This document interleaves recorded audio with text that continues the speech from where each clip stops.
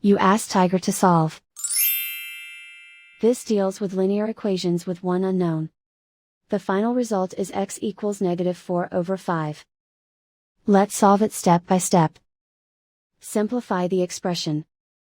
Expand the parentheses.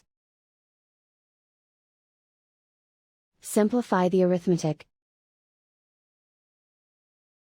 Group all x terms on the left side of the equation. Add 2x to both sides. Group like terms.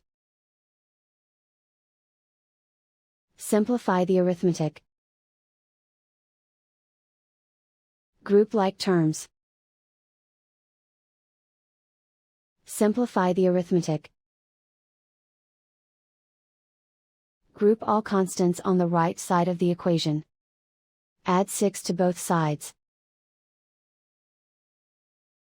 Simplify the arithmetic.